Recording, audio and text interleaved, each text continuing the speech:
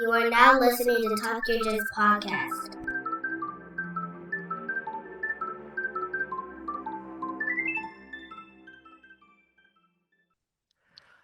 Welcome back to the Talk Your Jits podcast. This podcast is, as the name implies, all about Jiu Jitsu. I'm your host, Lamar Smith, and today's guests are both white belts who trained at Series BJJ, located in Walla Walla, Washington. Ladies and gentlemen, Michael and Bailey Binney. Hello. Hello, hello. Hey, and actually, Bailey is gray and white now. Oh, And I'm he got sorry, gray and promoted white and belt. got some stripes. Yeah, good stuff.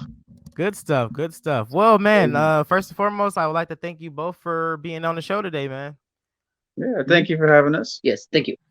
Yeah, not a problem. So if you want to go ahead and reintroduce yourself again, by all means, and let's hear about your jiu-jitsu journey. All right. Well, Michael here. Trained in my 20s as a young lad.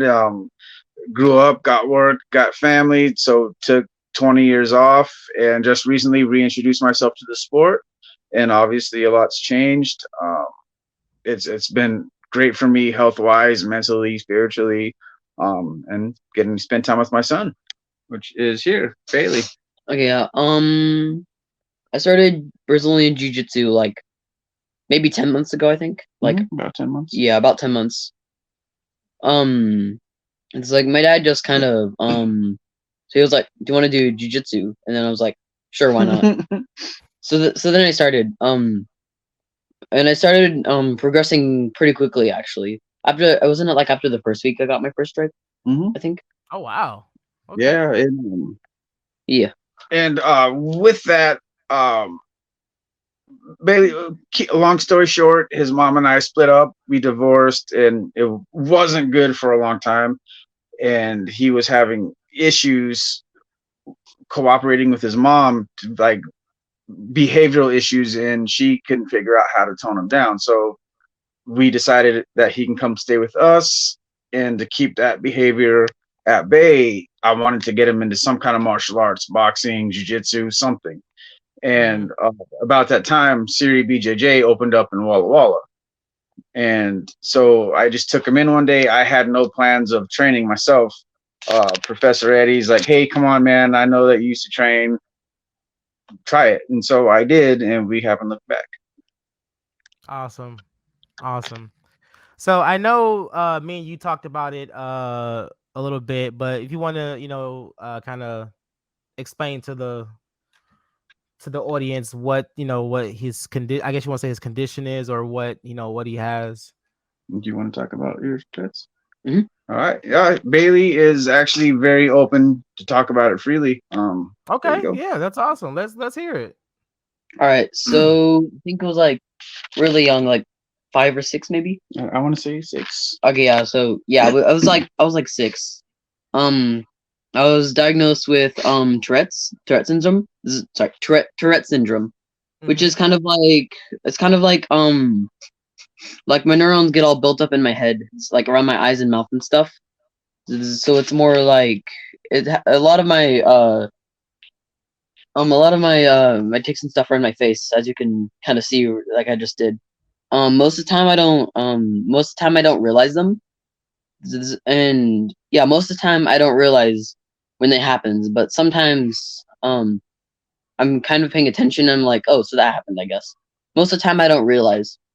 But like when I'm like gaming, especially doing Brazilian Jiu Jitsu, I focus a lot. Like I focus a lot on something that's like I focus a lot on stuff. So I don't show as much Tourette's as I usually do, which I guess is pretty good. So yeah. Yeah, because that was gonna be a question. Because when your dad was telling me about it, I was like, how does that affect you when it comes to training or rolling in that matter?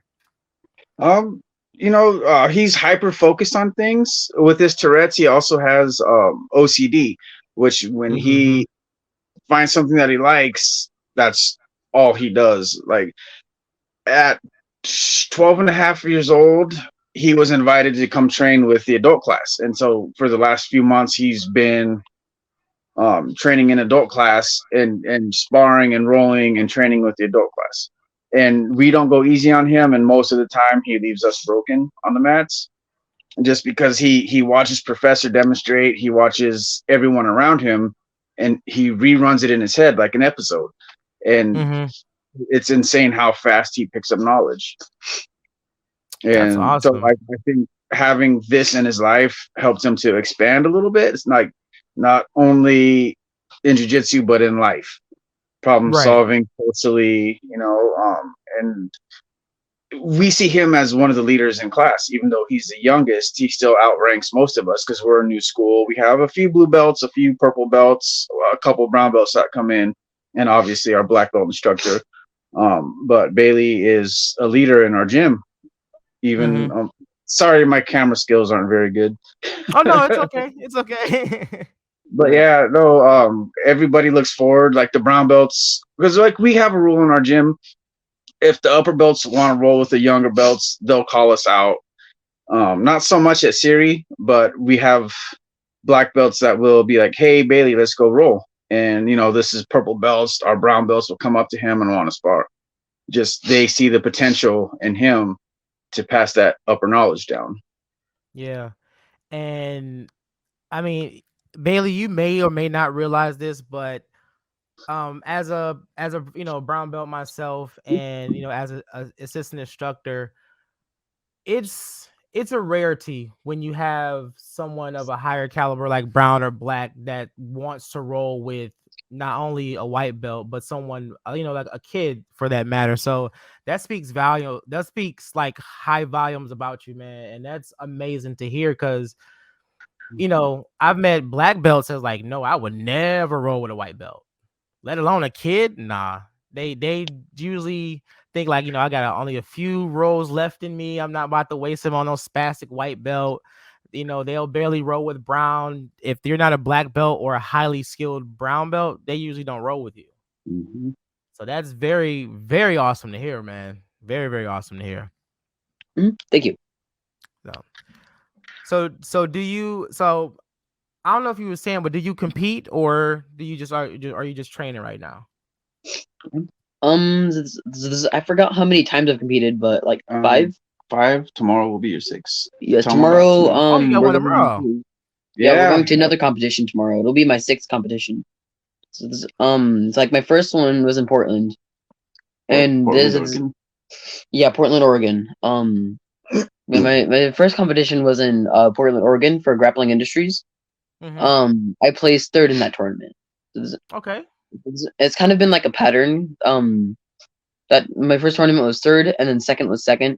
And then the 3rd one I think was 3rd, and then the 4th one was 2nd, and then my 5th was 1st, I think.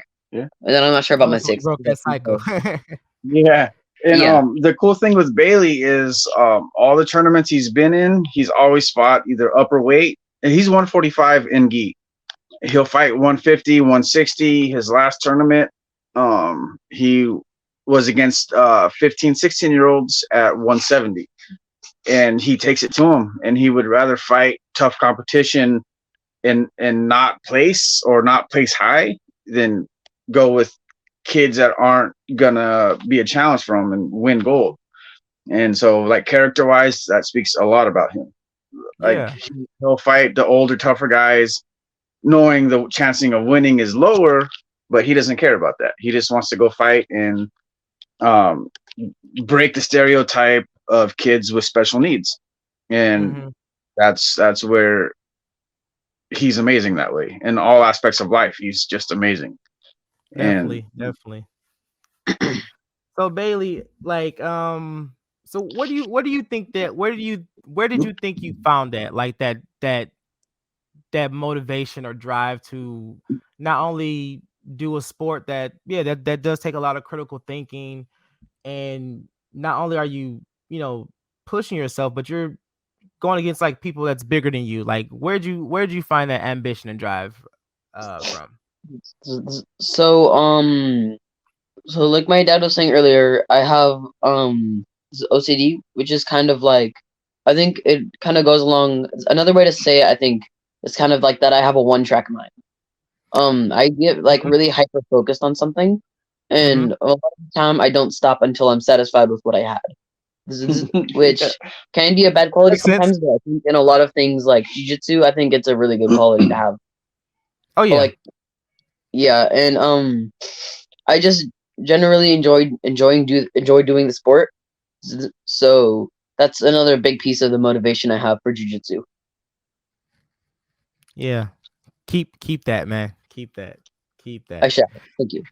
I guess, when I was, made the message on Facebook about, looking for guests for this podcast, Michael reached out, was like, yeah, sure, I'll do it. And then you immediately was like, hey, can my son be on the show too? I'm like, yeah, sure. Like, I don't care. Like, he can be on the show. And, he just spoke so highly of you, man. So I was, so eager to actually meet you because, he was explaining your story. And as a person who deals with ADHD and like, that OCD, that hyper, fixation on stuff, I know how that feels. Because, this is why I love the sport so much as well, because you constantly growing and constantly thinking on your feet, just get your mind focused on something else other than, those problems, Hmm. So it was very, very like, I was very, very excited to meet you, like I said earlier. So I'm happy that you came on and told your story, man. Hmm. Yeah. So Michael, so I'm sorry, go ahead. Oh, okay. Sorry. So yeah. Like one thing. Like like one thing with my Tourette's. It's like Never mind. I forgot. Never mind. I forgot. Well, I mean, we got time, so if you think about it, then definitely we'll speak back on that. Okay. Yeah, I'm here, buddy. Yeah, so being a parent, everyone wants to protect their kid. So what was your thoughts when he first started, training, or one of the idea of him training? It was scary. It Mhm. was scary because you see him as this young, fragile little child, and watching him grow. And the first week he wasn't very good, and then out of nowhere, boom, it clicked that hey, this is what I want to do. Then he started to excel, and he got his first promotion, his next promotion, and now he's halfway to his gray belt now, and he'll be blue belt probably within the next year. But I just mostly wanted something for him to channel that anger. As a kid myself, I was picked on. I was the short, chubby kid growing up, Mhm. and then my teen years, early teens, I did soccer, football, so I got strong, I got big. People left me alone, and knowing that kids aren't always nice, I don't want him to get bullied. And he's been in a few scuffles at school, and I've been fortunate that he hasn't gotten hurt, but since then, jujitsu's helped him in school. It's helped him socially. I don't have to worry about him not being able to defend himself because he Mhm. kicks my ass. Oh, my butt. He kicks my butt in Oh practice, no, like you're good. You're religiously. good. Like, hey, I'm 6'1" and 240, right? And I get held Mhm. down by him. He's 5'7" and a buck 40, and it's insane because we've got guys that are 6'4" that he takes it to, Uh-huh. and it's well, just the other day in practice, we were doing specific sparring. So professor splits us up into groups. Guys my age, my size, we're in one group. And then down the line is a bunch of 30-year-olds. And then there's Bailey. And one of our buddies in class, West, looks at me. He's like, man, I I feel like this one. sorry for those guys. Thinking he was talking about professor's group because he'll get down with us sometimes. And I was like, the guys professor's rolling with? And he's like, no, Bailey's group. And then I look over and he's smashing these 30-year-olds on the mat in specific sparring. And one guy shakes his head and looks at me. He's like, how old is this kid? And I was like, dude, he's 13. And they are figuring out that jiu-jitsu is not about being big and strong. And Yeah. it's about technique. And when your technique is pure, there's not a lot that's going to get in your way. And No. and Bailey's my little superhero, man. He really is. Yeah, man. That's so awesome, man. And like my daughter, she's 7, Mm-hmm. and she just started training. I think she got her third stripe on her white belt so far. And uh I've always loved the idea of, kids doing martial arts, because as a kid I wanted to do martial arts. So not having the chance to, I was always telling my wife, like, especially when I got really into jujitsu, I was like, yeah, when she gets older, she's joining class, like, no doubt about it. And when we finally brought back kids class, and I don't know if you had this moment, because I had this moment, maybe because it maybe be different because it's my daughter's, girl dad thing. But when she Mhm. put that gi on for the first time, Yep. and I was just like, don't cry. Yeah, Like, no, I don't know cry. that feeling. I know that feeling, man. It's like when we were younger, there wasn't a lot of stuff out there for kids. Yeah. Like you grew up, Yeah. getting your knuckles dirty on the streets, and that's what it was. We didn't have a lot of boxing gyms in my town, Right. and I found one that was a hole in the yard. Just one of those little. The dude has a homemade ring in his backyard and training equipment in his basement. Mm-hmm. And I was in a fight in an alley, and the guy broke us up, says, "You guys can come put on gloves and fight. Let's do it fair." And Yeah. that's how I got started, and that kept me in check. It kept me from traveling down a road that a lot of my relatives went down that I didn't want to follow. Yeah. Exactly. Yeah. And I was lucky because a lot of people around me didn't have that. Mm-hmm. And yeah, of course, man. And because like I said, growing up, we didn't have many martial arts around, besides like karate and maybe like kickboxing and stuff. And ironically, the guest I had on before I did this recording, literally the same thing. Like we were talking about that same thing about our kids growing up. They're getting into martial arts, and just talk about the confidence builders that, Mhm. from them training, even in this small little few months that she's been training, like I've seen a total difference in her, from how she carries herself, how she talks to people, you Mhm. know, because a lot of stuff that I distill in her, like, yeah, we have fun, we joke around, but at the same time, we take this serious. And we were going over something, I was picking with her, and I was like, all right, let's make this serious for one quick second. What if I'm not around and someone was trying to hurt mommy, or hurt your sister Danny? Are you just gonna stand there and be, timid, or are you gonna be serious and, protect them? And she's like, I want to protect them. And I was like, okay, now do that. And she flowed right into a drop Serenagi so Yeah. smoothly. And I'm like, yes, it's like, that proud, big proud moment, man. But she's definitely grasping it. And I'm trying to see, like, man, how far can we take it? Because I'm just like you, Mhm. I love the idea of, me and my daughter having that bond over something, we commonly love in jujitsu. Just seeing her grow, and we growing together, and just, man, it's yeah, it's a dream. It's definitely like a surreal thing to be happening right now. Yes, sir. And my favorite part of the day is, when I get off work, I got to go spend 2 hours at the gym with my son every day. Hmm. And we're there usually 5 days a week. Nice. And Nice. sometimes we take a day off in between, but it's it's fun. We can't wait. You know what I mean? Yeah. Oh You man, know the I'm telling you, feeling when it's because fast. when Tuesdays and Thursdays come, man, like, I'm getting, like, my daughter's texting me half the time. Are we going to training? Or like the night before, are we going to training, daddy? I'm like, yeah, of course.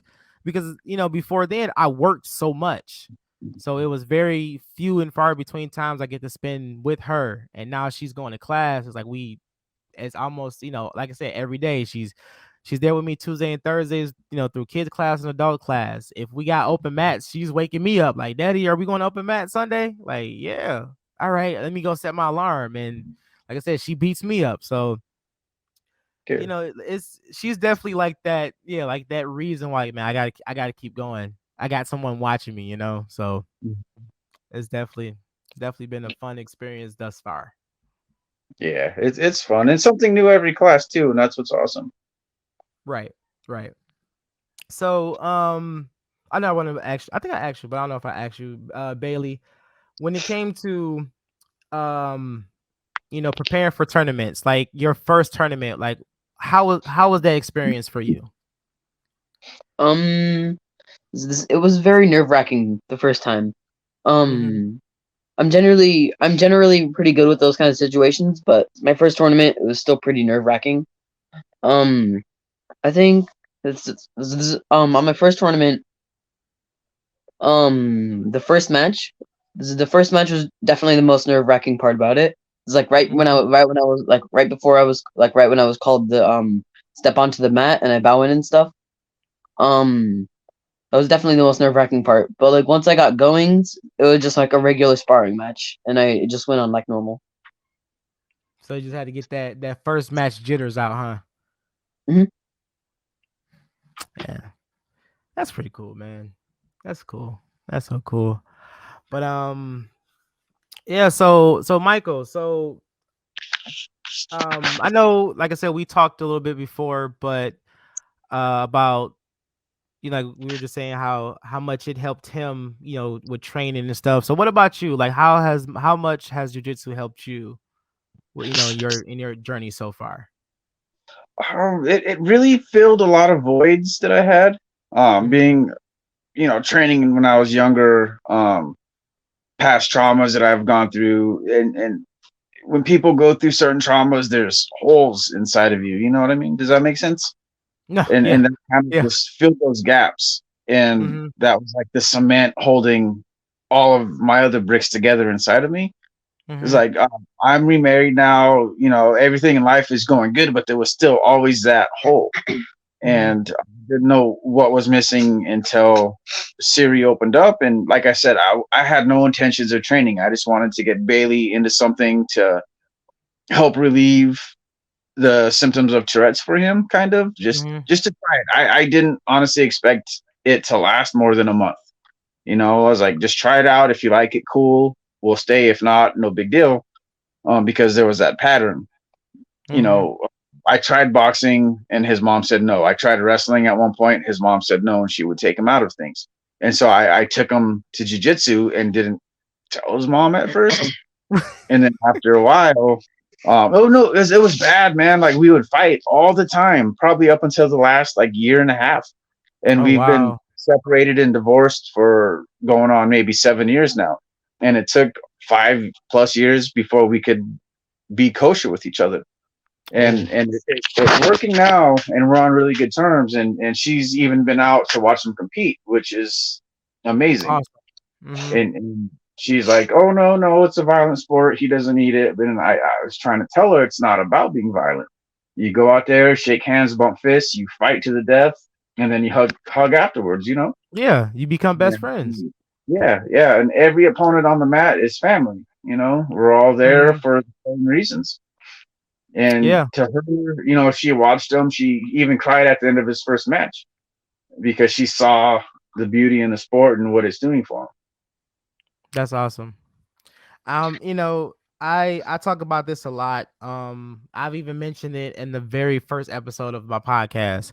Um, about when I was around the time I was purple belt.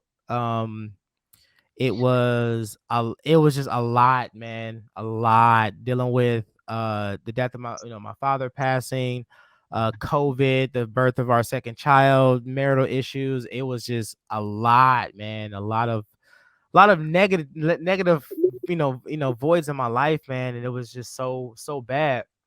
And honestly, if it wasn't for jujitsu, man, I would be quote unquote telling a different story. But it was definitely one of those things that helped me through a lot, personally and emotionally, physically. And now it's like I train, my wife trains now. She's back into training. My daughter trains now, so it's just like it's so much better. So much better because of jujitsu. Yeah, right. No, I get that totally. Man. Yeah, for sure, man. I always But tell people I'm magic sorry, go ahead. about. Oh, sorry. No, I tell everybody at least every couple days. I'll tell someone there's an essence and a magic of Brazilian Jiu Jitsu. Like Mm-hmm. it's like I have arthritis in my hand and my knee and my ankle. I've got, I'm 42, so nothing works like it used to. And the only time I'm not hurting somewhere is when I'm on the mats getting pounded by a 240-pound 25-year-old wrestler, Mm-hmm. And it's when you're not training, you kind of fall into a depression if you take a few days off Yeah. because I'm not out there. And I tell people there's a magic about this, and it's hard to explain unless you're on there and you feel the magic. Yeah. And it's just brings people together that way. Like jujitsu is a drug. It's a very addicting drug, like you said, like I'll be 36 in, next month. And right now, ankle hurt, my knee is like like it's on fire right now. Back is just like tense, and I'm just trying to walk, talk through the pain. But if my coach, I mean, my if my instructor and training partners was to text me right now and say, "Hey, we about to go hit the mats," like, yeah, I'll be there in 20 minutes, like, pain and all. So, Sure. but because like my wife be like, like you wake up every day in pain from head to toe, and you just keep going back. I'm like, I'd rather deal with the pain that I can control than the pain Mhm. that I can't, Yeah, so like absolutely. I can fight through a knee tensing up or back tensing up or arthritis, but nah, man, just put me just scooch me on the mats. I'll find my way in a minute. Yeah. So yeah, man. I mean, is there anything else, man? If you have any questions for me, or whatnot, we're still open to talk, man. Yeah, absolutely. So, how did you find the sport? Because Um, for a minute, you're a brown belt now. So you definitely put time in. I I kind of stumbled on it by accident. He's gonna kill me because I always tell this story, but I was working at at a mall, and there was a GNC a few doors down. And the guy that was working at the GNC at the time, I would go in there and just shop around, and we kind of like talked in passing, but I just kind of like didn't really say much to him when he was there working, because he always had like this snobby demeanor about himself. And so I was just like, he's an a-hole. But anyway, so one day I went down there, and he was like kind of like nursing his right arm, and I'm like, "What's wrong with your arm?" He's like, "Oh, I heard it doing training." I was like, "Oh, what you train?" He's like, "I do jujitsu," and I was like, "Oh, okay." So he started talking about it, and then it was like fate almost. Like as soon as he started telling me about the gym, he's like, Mhm. "Yeah, man, we train this day, this day, this day." I end up finding another job, like maybe like a week or two after, where my Tuesdays and Thursdays was open. So I would, walk in and never walked out. Nice. Like I've been at the same school for it'll be 6 years at the end of April. Yeah, it'll be 6 years at the end of April. I've been at that school. Good. Well, congrats. I'm glad you found it. Because without you, we wouldn't be here. So. Yeah, and he don't let me hear the end of it. Like, so because we got this dynamic. Like we're brothers. Like at this point, we're we're close as blood. It's Yeah. me, him, another guy named Brian, another guy named Coleman, and our instructor named Zach. More so, and it's like me and Brian has gotten closer because we're kind of similar in size. And it Mhm. was like Bailey was saying, I was so fixated on learning it. I saw this guy who was my size. I was like, I kind of took to him like, "Hey, can you kind of help me and show me a couple things?" So me and him now are like this, like we're like tight. And he always kind of give us gripe about it. He's like, "If it wasn't for me, y'all would have never met," and blah blah blah. "You stole my best friend." It's Yeah, like, that's we funny. we can share, man. But yeah, man, I always give him thanks for like, man, if I never would have met you, I would never found the sport that I fell in love with so quickly. So Mhm. yeah, so Yeah. yeah, man, Okay. definitely. Biz, any questions for him? Mm, I don't think so. I can't think of any off the top of my head. Yeah, Gotcha. no. It's all good, man. But we will definitely keep in touch for sure, man. Because I would definitely love for you to come back. If we want to talk more about like awareness for Tourette's. If you have time to talk about it now, because we it's important, because he deals with it, and also they get to see the benefits of jujitsu helping him with that. So if you want to go into any more detail about it, man, please, by all means. Absolutely, and Bailey's a huge role model for that. I know there's a term for ambassador. I think I want to say, Uh-huh. like he's the perfect poster child for that. And the stereotypes associated with that, or Tourette's, these kids are fragile, blah blah blah. It's the complete opposite. This is the toughest kid and strongest kid I know. Mm-hmm. Like I've ever met, one of the strongest people in my life, and he is fearless. He's fearless. He's tough, and he educates people about that. So I just want to say to anybody watching, anybody listening, do your research. Tourette's isn't scary. These kids that are diagnosed with Tourette's and autism and ADHD and whatever the diagnosis is, don't look down on them. Don't treat them like they're fragile eggshells. They're not. It's a beautiful thing to watch him deliver the way he does to people that ask about it. He games a lot online, and people ask him, "Hey, why do you do that sound?" or "What's happening?" And he'll be like, "Oh, I've got Tourette's, dude." And they'll just have a little conversation, and they're like, "Okay, that's cool," and they'll just keep gaming. And Right. Bailey, I'll pass this to you because you know more about the subject than I do. Okay, yeah. Like mentioned earlier, I'm really open about my Tourette's. Like, if somebody asks, and it's like, "Hey, what's that noise? What are you doing?" Or like, "Why do you do that with your face?" And I'm like, "Oh, that's Tourette's," because like a lot of people think.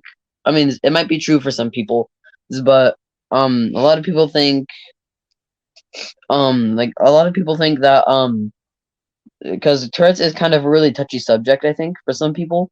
But a lot of people think it's kind of offensive to Tourette people, which I think it might be to some people. But to me personally, I don't mind. I'll openly talk about it. Yeah. Mm-hmm. Yeah. And as just growing up myself, and then you hear people who have like Tourette's, it's or any type of like psychological, I guess you want to say illness, it's always deemed as taboo. Like, no one wants to talk about it. Everyone wants to kind of be like very, very like walk on eggshells or be very protective of these, of people like that, because of like my daughter, she's on the spectrum, so. And like I guess when we found out about it, my wife was so scared. It was like she's gonna fall into this, whatever, and she's gonna, she's very protective of her and everything else. And me, I'm just kind of like, man, let her be a kid. Yep. And Like, let her you're talking about the autism spectrum. Mm-hmm. Yeah, our youngest Mazikeen, she's 2.5, and she's also on the same spectrum. Mm-hmm. And so yeah, we have that in common too. Man, see, look at Yeah, this, yeah, man. and she's fearless too, just like Bailey is. Yeah. Definitely. It's there's some things that we have to change as parents to adapt to that, but yeah, Mm-hmm. man, there's nothing wrong with any child diagnosed with something.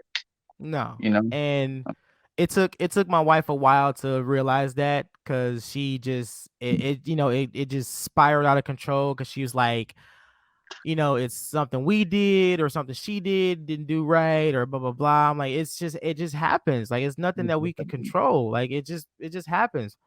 And now, like, my daughter, she just turned 3 on the 7th. Very, very smart.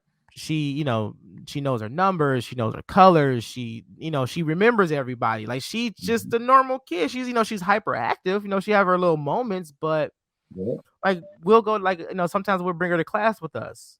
She's a joy to be around. Like, we were like, that was the one thing that we always feared, like, how is she gonna be when she interact with other people? Mhm. Like she go in, she'll go around the room, say hi to everybody, and she will stand there and say hi until you say hi back, and then she'll go on about her business. But yeah, man, like you can't Yeah. be, I know you want to be protective of kids who has these illnesses and stuff like that, but you gotta let them breathe. You gotta let them live. You gotta let them experience life because Yep. you're doing. To me, I feel like you're doing more harm than good Mhm. when you just shelter them and not let them flourish. Exactly. And jujitsu is a great outlet for that. Is as soon as she's old enough, she's gonna start kids class. 'Cause Yeah. I think it's important. Mm-hmm. Just let Yep. her go do what she needs to do. Right. And like my wife knows it. My mom, she's already mad that I got my oldest daughter into it, but I'm like, nah, as soon as she can understand it a little bit more, because like she'll like the times that she do come, she'll try and do like a snake or a movement or whatever. Like she'll see us rolling, so she'll try it. So it's like she's in the right ballpark. Yep. But Yeah. once Every she time gets, I lay but on the floor, mine wants to come side control me. yeah, yeah. No matter, I could be in the middle of a roll, and she'll come run over and hug me. I'm like, come on, baby, I'm busy right now. Yeah, So, she's trying to keep both grips on you. right. But yeah, as soon as she's out like a little bit older and she's able to catch on, man, it's go time. It's go Yeah, time. But yeah, man. But absolutely. yeah, it's fun being a parent sometimes, and I like I said, I was very excited to hear your guys' story. I That's how I've been talking about all week. I was telling my wife like, man, I got this guy who he's like, nah, he's gonna be on the show, but he wants he wants his son to do it more, and I'm like, cool, and Yeah. I'm so glad and so grateful that you guys came on and did this episode, man. Thank you. Well, thank you for having us. Yeah, thank you for having us. No problem, man. I know you said you got a tournament tomorrow, you said? Yeah, we have Mhm. a 4.5 hour drive tomorrow. Yeah, this one's Whew. second one as well. Yeah. So what tournament is this? Grappling Industries Okay, okay, in, okay. in Portland, Oregon. I'm not competing. I was going to, but I have shoulder and elbow issues right now, so um, Mm. I pulled out. But Bailey's going in for his first no-gi tournament, Oh, and he's doing gi also, but no-gi's coming up, his first one. Yeah, man. I'm main in gi. I mainly do gi. Um, but yeah, at the gym we do there's also at the gym um every Tuesday and Thursday. Yeah, every Tuesday and Thursday we do there's a kids nogi class, and I try to go to the nogi class every time I can. Because like I made sure I definitely made sure I went on Thursday because it would be my last nogi class before the nogi tournament. So yeah, it definitely helped Yeah. a lot then. But like Soak I it all think in. but yeah, I think as I progress in nogi, it'll be a lot harder to keep up unless I keep training nogi. Yeah. Because a lot of my gi skill transfers into nogi, and Mhm. but I think that'll probably be like more toward the beginning. As I get further into nogi, I think it'll be a lot harder to keep up. So I want to keep training nogi so that I can keep up with rest of the people I compete against. Yep. Man, you are a badass, sir. He, he's actually one of a handful of kids with Tourette's actively competing in the United States right now. I think there's maybe like five, That's and awesome. he's one of them. Like, there's a lot of kids with, quote unquote special needs that train, but he's actively competing every 2 or 3 months, and Nice. it's a beautiful thing, and he likes it because he spreads awareness to other people. People Mhm. in Spokane, Washington, Portland, Oregon, Seattle, Vancouver, places like that. Yeah, we don't normally get to talk to. Have the story to tell. Hey, man, I just matched with this kid with Tourette's. He was awesome, and everybody comes up, even the kids that sweep the divisions. His first tournament, the kid that won gold was phenomenal. He Bailey was the only kid that didn't get submitted, but he lost via points. That gold winner came up to us and said, "Hey, Bailey, that was the best match of the day I've had." Even though he submitted everybody else except for Bailey. and that's proud for me to see these other kids coming up and showing their respect. Because nobody thinks that this little scrawny, well, he's buff now, but when he first started, he was a skinny, tiny, twitchy little kid, and I think opponents would look down on him until that first match, and then everyone was afraid. Right. And afraid in a good way, a healthy way. No, right. I got you. They're afraid to step on the mat against him now because he's a killer. Yeah, man. So I do wish you the best tomorrow for your tournament, man. Go out there and kick ass, but like you usually do. But I would definitely love to stay up to date with you, man, with that. And I know I have a very small platform myself, but anything to bring awareness to Tourette's and any other illnesses out there, but for people just to to have that little hope and understanding that they have more outlets than they realize, especially when it comes to martial arts. But I only can speak for jiu-jitsu because that's what I do. But yeah, man, I wish you guys all the best in your tournament and everything else, man. What do you say, man? Yes. And also, Bailey, is there anything you want to say to anyone else that has diagnosis similar to you? Yes. So, if you have like Tourette's or like any diagnosis is like similar to Tourette's or just anything at all, and you think you won't be able to do any like martial arts, like sports, just because you have that mental illness, don't stand back on your dreams. Just just push forward, I guess, because like your mental illness, I forgot the other words. Diagnosis or anything? Yeah, diagnosis and stuff. Sure, they might hold you back to some extent, but don't give up. Cause don't give up. You'll get it eventually. That's the game, man. Just just go out there. Just go out there. Don't give up, and just take it day by day, right? Yes, sir. All right, man. And that's the end of today's episode. I would like to thank Michael and Bailey once again for coming on the show and telling their amazing story. I hope you guys take something and learn something from it. Please go and follow our Facebook, Instagram, and YouTube page to stay up to date on all future episodes. This has been Talk Your Jits podcast. Keep rolling, keep grinding, and remember, long live Jiu Jitsu. Have a great day. Thank you. Yep. And we're